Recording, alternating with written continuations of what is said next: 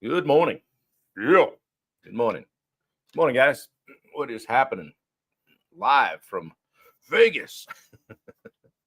Drove by the Sphere yesterday and Allegiant Stadium where the Raiders were playing yesterday. So get in about midday here.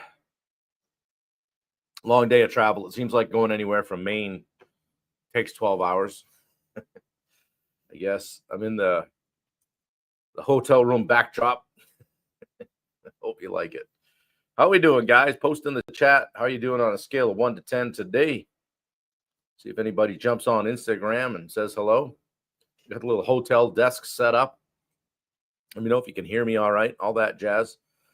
Let's see here. Where are the comments, if any? There's Bubba Hogan. How much is that hotel room per hour? Well, I could do the math. Good morning, Matthew. Locke Johnson coming in. I used his picture and likeness today for my promo. I hope you don't mind. Good morning, Catherine. How are you? Oh, the TV just came on. I don't know what's going on around you. Good morning, Roy.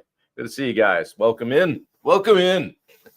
That's what Wendy was saying to people at Thanksgiving. Welcome in. Welcome in. Hello, Yin. Good to see you. What's going on? Yeah, nothing but the best. Yeah. Funny thing, Steve had a couple of hotel rooms reserved, and then because I got here, they didn't know who I was. So, like, can't you just call them? Oh, no, we have to verify. I go, here's his number. Give him a call. Like, no. I sat in the lobby for a bit, and then I walked back up. I said, I'd like to rent a room. That took care of it. Shoot. I know, Locke, you're going to own me now. A permanent record of me using your likeness. But your wife put the name in, so. Oh, no, wait, I did actually. So, I mean, we're in trouble now. We're partners. Good morning, Dan Bennett. How are you? Good to see you. Argentina coming in, same time. Yeah. Going to be a great week, guys. We're starting out today by heading over to see Alex Hormozzi's team at acquisition.com. And I don't know if we'll see Alex or not. I think so, but that'd be kind of cool. So it's a good opportunity to see how the big boys do it. So it's going to be fun. Full day. Of course, that's in 3.5 hours. up early, early for here, but not for me because I'm with you guys on the East Coast. Some of you guys that are jumping in are East Coasters. And so 8 o'clock there and 5 a.m. here. Dave Davis coming in. And Dave, now I know how you feel getting up so early to do this, right? Dave from Denver. Good morning, Wendy. I miss you too. Went down to the lobby and got a real coffee this morning. They had some going. So it's just a big hotel of 400 rooms or so. So, I mean, one carafe should do it, right? Yeah. Good morning, Dave Brackett. Good to see you. By the way, that was Zach. Oh, I did write Juan, didn't I? Yeah, I got, but they both work for you. So I don't know. You know why I did that? Because I had just sent a friend request to Juan, and I had Juan on my mind, and then I typed that. So I hope Zach doesn't see that. Oh, there he is. Shit. No, I'm in trouble all over the place this morning. We're just getting started. Oh, well. The intent was there. Well, good morning, guys. Tony Ruffin's coming in. Yeah. Yeah, good deal, Tony. I appreciate it. We can get Tony on the Summit podcast. Yeah, thank you, Ian. I appreciate that. You guys straighten me out. It's hard to slide one by you. So, how was the weekend, everyone? Pretty good? Anybody do anything great? Do something for someone else? Make a little impact? Victor Anthony is here. Good to see you, my man. Yeah. Got the coffee going. Got my, I'm all showered up, ready to go. Gonna go business casual today over there. I don't know how many people will be there, but should be fun. So going to acquisition.com. So I think probably Alex Hormozzi will probably come in for a cameo. Maybe he'll speak. I don't know. So Friendsgiving and a Christmas thing with one of my clients. Yeah, perfect. Yeah, wrap that stuff up all in one day, right? I was asking Bailey that when she was home. I said, do you want to just next year just hit Christmas and Thanksgiving early too? Out the door. She rolled her eyes. Not ready for that yet, I guess. So, welcome, guys. I wanted to do something on pre-qualification today. Day 2 of the contractor sales playbook. Got the ears low and sporting the white walls. Like it. Yeah. When did I go? Friday, I guess it was. Yeah. I remember my grandfather used to get a haircut every Saturday morning. He would take us up when he had us with him. Go to see Bob the Barber. But I remember that. Now I realize that getting older, I'm like, I like to keep her trimmed up tight, Baba. You know, like a good tight shop. You know what I'm saying? So let's talk about the power of pre-qualification today, guys. Not every lead is your lead. Okay. We chase a lot of things we don't need to chase. Anybody guilty of that? Yep. Yeah, Dave loves getting his haircut. Yeah, it's the only day of the week you look decent. Just kidding. Got that white stuff going, the cotton top. Good thing, Dave, is you get into all the senior citizen discount stuff, which works out well for you. Yeah, you look good for 70. Just kidding. Love you, buddy. Yeah, guys, if you want to sell like a professional, you got to protect your time like a professional. And I'm not talking about just ignoring people and saying, I don't do that, you know, like that kind of thing.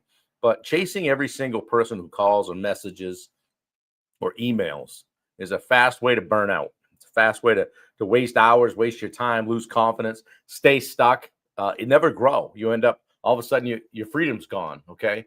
The pros, people that are good at this stuff, pre-qualify. And the amateurs chase. And I get it. If you're just starting out, somebody calls you, like, oh, wow, somebody called me. We got an opportunity. I'm going to jump in my truck and go see. That's all good. But once you have some momentum, once you have things moving, you have to start protecting your time. I can remember at times when I was doing it where if somebody sent me a message and said, hey, can you come look at something? I was just feeling so blessed that someone called me, you know, and I'd get my cape out of the closet, tie it on, and fly across town and spend an hour and a half, 2 hours in somebody's front or backyard or in their kitchen, maybe even on a Sunday afternoon, tap dancing for them and you know, playing from behind, so to speak, hoping I would just get the opportunity, right? But not many of those things turned into real jobs. Not many at all. I mean, I drove everywhere, met everyone, wasted hours every week. I looked at it, I kind of wore it as a badge of honor, right? I looked at a lot of work this week. Looked at a lot of work, but it created a lot of work. And I did all the proposals and got them out only to find out a lot of them weren't ready. Yeah, we're going to get to that in a second, Locke. They didn't have a real budget or the husband, wife didn't agree or they were just shopping. Yeah, we're collecting estimates. Or my husband told me to get a few numbers, or my wife said to see what it would cost. Yeah, at least not good ones, right? Yeah. People weren't serious. They just a lot of times wanted free advice. Hey, let me ask you, what would you do here? You know, how much would it? You know, I was thinking about doing this myself. Doesn't value my work, right? Good morning, Richard Nordheim. Be patient, young grasshopper. Yes, he's chomping at the bit. But guys, once I, you know, people were like looking for the cheapest guy or free advice, all that stuff. Once I started pre-qualifying, everything changed. And Richard's on here, Bubba's on here. You guys know what I'm talking about. My confidence went up. My closing rate went up. I was getting jobs. My calendar got lighter with the things that I didn't know we're gonna pay. my revenue went up, and isn't that what we're doing, right? So pre-qualification isn't about filtering people out. It's about protecting your energy, your time, and your business. Okay, it's not about walking around being boastful. We don't work for everyone. People are lucky to have my time. It's not that at all. It's got nothing to do with ego and everything to do with running your business, not letting it run you, and also having time for maybe your family and your life. Okay, because every site visit costs you gas, costs you time, costs you mental energy. And other opportunities, it's opportunity cost to it, right? And then on the back end, it just creates a pile of work that now you've got to do. Now you're putting these things out, and maybe you didn't even ask about budget. Okay. So if you're spending 10, 15 hours a week driving around to people that were never going to become clients, you're not selling smart. You're just surviving. Yeah, Dan, I used to be the king of giving free advice. It's self-serving, right? Like it makes us, somebody needed to know something. I knew the answer. I told them. Oh, isn't that what we're supposed to do? Yeah, to a point, right? The pre-qualification process ensures you meet with the people who are actually ready, or at least they've checked a few boxes. Okay. Yeah. Especially when it comes to friends. Matt, that could be another whole day of talking about that, working with friends. So the best prospects always show up with a few things. Interest. Okay. They have a clear need. Okay. And they're leaning in. Okay. They show up with intention. They're ready to move forward in a reasonable time frame. Okay. And they have investment. Okay. They're able to invest. They have a realistic budget for the work. So if even one of those things is missing, it's probably a bad lead. Okay. Interest, intention, investment. Okay. Scratch that down. You might need it later. So Locke, here's what we're going to get into, how you pre-qualify, and don't make like a wholesale change to your process right now. Just try a few of these things. These word tracks should be in your quiver of arrows. Okay. This should weaponize you. Okay. And these are some that I've come up with from other groups that I've been in, or role playing with people like Bubba and Dan and Richard and many of the people on this thread. Okay. And you make them your own. And there are 5 questions, but I don't want you to just read them script style. Okay. So you're just working down through. These are conversation starters. You may only ask one of these questions, and it may head you off in a direction on your sales call. Bubba, there's very few things you say that I argue with, but I'll agree with that. Yeah. Hey, so you're on the phone, right? They call, right? I used to just talk the whole time, like I'm doing right now. So I found something perfect. Nobody can talk back at me. Hey, tell me a little bit about your project, and then ask yourself this: are they clear? Do they have a plan? Do they know what they want? Well, I don't know. We were thinking about a garage, It's probably not a solid lead. You need to do more work. You're certainly not jumping in your truck at that time. So tell me a little bit about your project. Is a very good question to start with. Another one, work this in. What's the ideal timeline for getting started here? It's going to indicate whether they've even thought about when they're going to start this project. Yeah, Dan says ramp up. Inside the Rosenberg group, you can find out what that's all about. What's your ideal time frame to get started? Well, and you could reframe that, and you could reword that. Hey, when are you thinking about doing this? Wow, it's it's November now. Is this something you're thinking about before the end of the year? Anything like that? Are they ready in weeks, or is this maybe someday? Okay. This next one can go a bunch of different ways. Do you have a budget in mind for the project? That's better than, hey, what's your budget? How much money you got? Right? Be careful with that one. That can be asked a bunch of different ways. Do you have a budget in mind for the project? If they say no idea, they're probably not serious. They're going to duck that one anyway, most of them. But the way that I've asked it for is like, wow, this is a pretty substantial project. Have you had any discussions around budget? I didn't really ask the budget, did I? But you're going to learn a lot when you ask that question. Man, have you thought about what something like this might cost? Have you thought about what kind of an investment this might be? Be careful, right? You can use cost, you can use investment, you can use expense. They all come across differently, right? So words matter, guys. Hey, just curious, have you ever done a project like this before? What's that going to tell you? Whether if they're an experienced remodeler or addition person, or whether they built. They say, yeah. Then the question off that is, man, how did that go? Tell me a little bit about that. Oh, the contractor was sucked and whatever. Oh, wow. Okay. So the guys, inside our Rosenberg group, we do some role playing. We build off of all these. Okay. Last one, number 5. Who else is going to be involved in the decision making here? Another way to ask that is, hey, who else is excited about this project? Because if you're talking with one of them, I can tell you 95% chance you're not getting a decision. You're certainly not getting that job that day.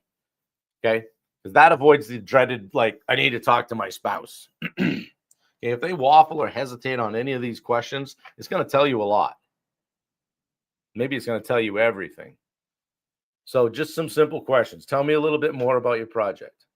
What's your ideal timeline for getting started? Have you given any thought to what the investment here might be? Have you done a project like this before? Hey, who else is going to be involved in the decision making here? Yeah, love it. And go, guys. Those I've kind of tweaked for my language, if you want, vernacular. But say them, let them roll off your tongue. If you're driving down the road in your truck, make sure these words come out of your mouth easily. Okay, if it's not comfortable for you, role play it. Get with somebody and work on it. Okay. Remember, you're interviewing them too. Okay, that shift can change everything, right? You're not trying to earn the job. You're probably going to eat next week if you don't get this job. Okay, you're evaluating whether they're a good fit for you. Pay attention, because if the red lights are going off, if you're hearing, oh yeah, yeah, we just collecting estimates, or oh yeah, I could probably do this myself, but I just don't have the time. Or well, you're not going to buy the materials and like mark those up, are you? I mean, if you're hearing those kinds of things, they just kind of tuck them in your back pocket. Okay, I'm starting to get a picture here. Okay, ask yourself, do I want to work with this person? Do they respect my process? Okay, and just kind of take a look at who you're working with, how they speak.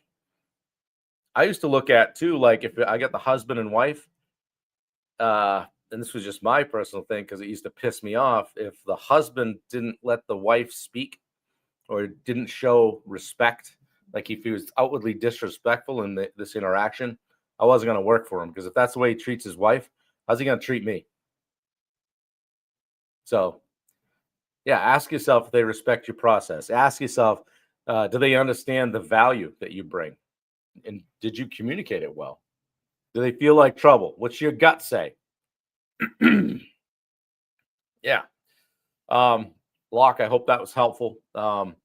Ask yourself these questions, guys. How much time do you waste every week? Or how much time did you waste last month on bad leads? Look back. Look at your calendar. They're there. Hey, meet with John Smith at 2:00 on Thursday. How did that go? And be honest. Did you get the job? Look at everything that you did last month, where you went, what kind of time you spent, how many miles you drove. And it's not just the trip there and back. It's the time before preparing, the time after preparing a proposal for somebody that just might be collecting estimates. Okay. Get better. Ask yourself, what questions do you need to get better at asking before your next site visit? Bob says evaluate daily, every afternoon. Yeah, perfect. And then, and know this, guys, know what kind of clients drain you, right? If I get I'm sorry, no disrespect to you engineers out there, but if I get an engineer, because I'm a D and an I, if I get that SC guy or the CD guy, I'm not going to love that. He's going to eat my lunch. Probably better to move on. Okay. What kind of clients energize you? Who do you like being around? I mean, you own your own business. When you rather work for somebody that you like and enjoy, you don't want to end up in a scuffle, so to speak, right? So pay attention to where, who you're interacting with, what's going on. Scope out the situation. I had a guy once, I pulled into his driveway and he kind of came out. He was a good sized dude and he was a firefighter. It was just him. And the house was not in great shape and the garage was trashed, stuff laying all over the driveway. And I get out and he was kind of like immediately like right up on me. And then his kid came out, his son, probably 12, 13, 14 years old. And he was telling me, the guy was telling me about the garage and all this. And the kid said something. He goes, "Hey, I'm busy here," or something. And he kind of just shut his son down like that. And I just kind of went, and right at that moment, like nothing else, I didn't hear another word of that whole interaction. I stayed maybe another 5-10 minutes and asked him some of these questions and just politely worked my way out of the driveway. What I really wanted to do was knock him out because I could tell he's just a bully. But you see a lot of things when you're in people's homes or in people's driveways, talking about them inside getting up personal, like with their life. Nothing's wrong with the C's, Matt. Yeah. Yeah, that was that, my dad. Thanks anyway, but I don't think we're a good fit. You guys have heard me tell the story when we were down 2 levels down in the basement of this house. And this lady was asking us, my dad and I were looking at the job together. And the lady said, no, you're not going to. She wanted to have her college age daughter and her friends stay there while we did the job. And she's like, no, you're not going to go to like Home Depot or something and buy it like a door and then mark it up $30, are you? And one of us said, yeah, we actually, we most certainly are. I mean, that's how we keep the lights on in the office. Oh, well, there. And then all of a sudden, I remember my dad had his notebook. He had it kind of crossed on his chest, and he just put his hand out like that. He said, I think I can save us both some time here. I don't think we're a good fit. In the basement. So then, she got a little mad. She was chewing our butts up over the stairs. We got back in the truck, and geez, didn't we laugh. Then there was the guy that threw us out. He was crazy. We quoted a job for him and went back to talk to him about it. And we're in his basement, and I go in the bathroom. He's like, it's not going to take 3 hours to do that vanity. Right. And I said, well, I mean, it is what it is. He goes, you know what I think? I think you two are a couple of fucking assholes. So he goes, you need to get the fuck out of here. I go, okay. I was looking for a quick exit out of this guy's walkout basement. And I don't know, we was going to get shot, It's like bipolar or something.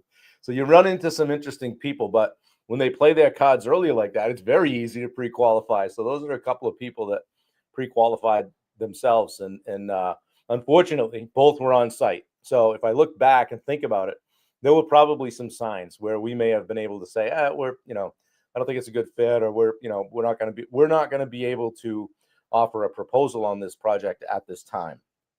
They can fill in the blanks if they want. If they push you on that, you can get more specific, but you don't ever want to be contentious with people if you can avoid it.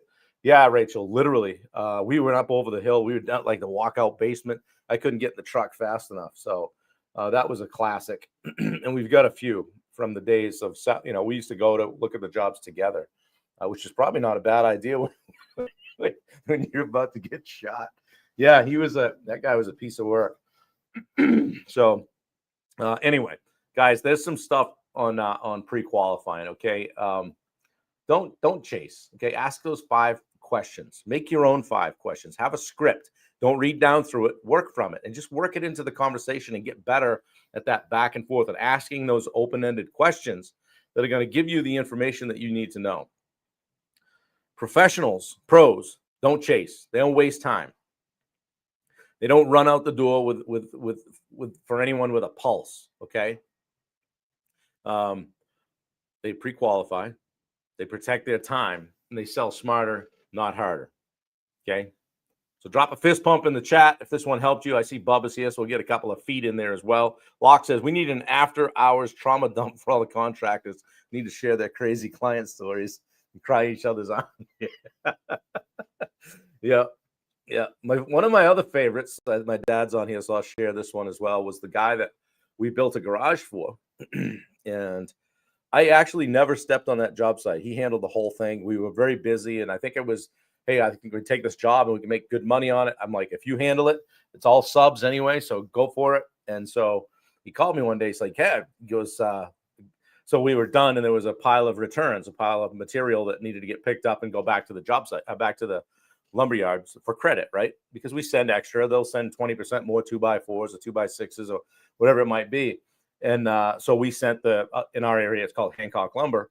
We sent the Hancock Lumber truck, boom truck up to get the returns. And the guy backed in the driveway, and the homeowner came out and he said, what are you doing? I'm just picking up the returns. He goes, those are mine. And he threw the guy out of there.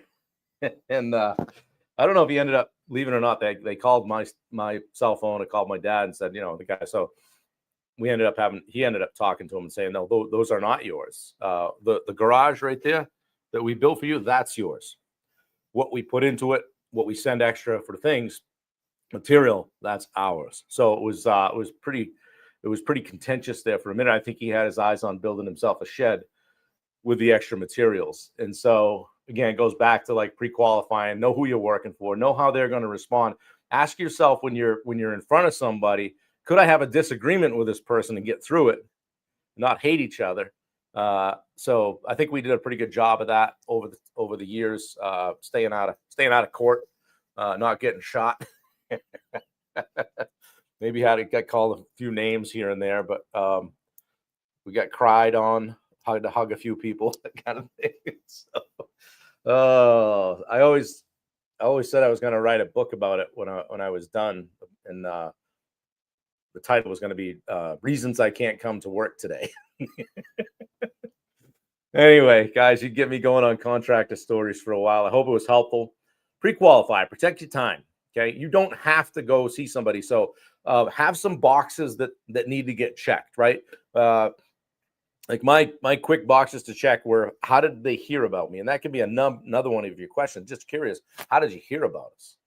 Another one of my great questions I ask, just so I'm thinking about it, and I'll tell you, is this one can get you a lot of information. Hey, and this is early in the conversation. Hey, on the front end here, before we get too deep into this, just curious, how did I word it? Oh, where are you at in the process? Are you just getting going, collecting information, or are you looking to jump on someone's schedule and get this done? That's a good one, because it'll tell you, oh, well, that's when they'll come clean with, well, I've got 2 guys coming over tomorrow afternoon to look at it. And that way, you know that you're one of 3. And oftentimes, if I didn't feel particularly strongly about it at that time, I might say, well, geez, I probably can save us some time here. Let me ask you another question. Is price the most important factor here? Well, yeah. Okay. Well, good. That's great. I respect that.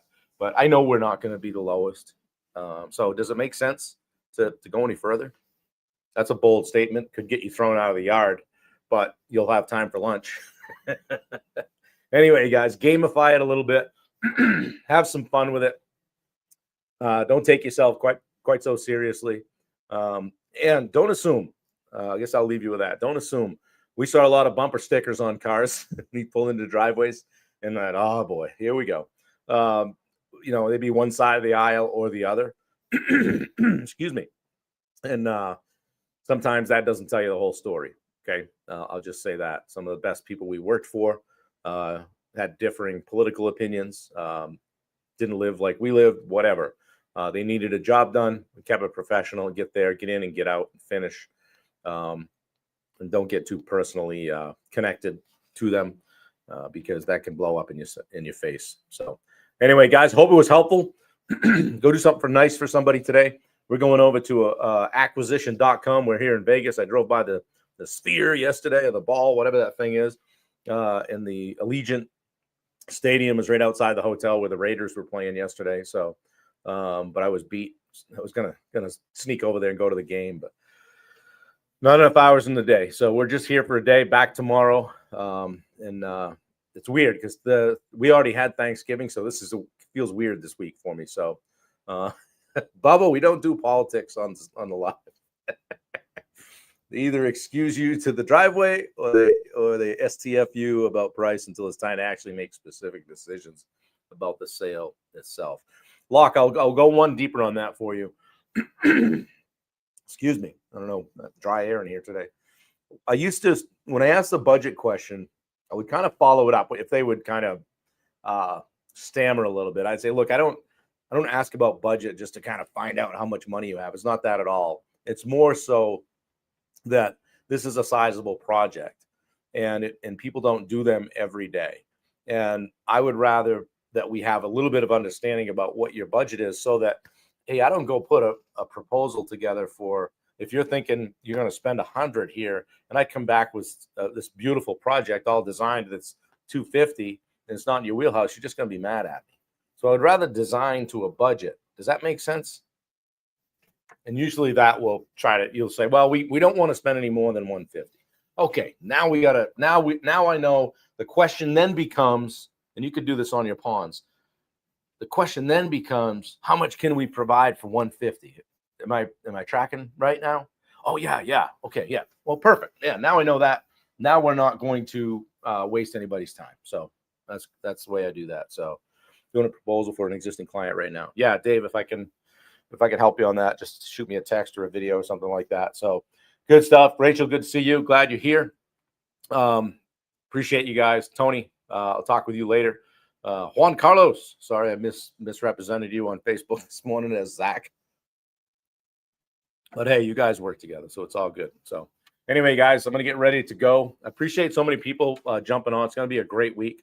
I think I'll be at the airport tomorrow, so I'm pretty sure I'll be at 8 o'clock tomorrow. I think I got to go to the airport early, and I get confused on the time zone, so I'll let you know on that. But look for me at 8. If not, it'll be a rewind, and then back to the regular cadence on Wednesday when I'm back in Maine. So, guys, have a great day. I appreciate you all. Check out the links Wendy put in. I don't have enough time to go through them all again today, but check out all the people that we support, and hope you have a great day. Appreciate you guys. I'm out.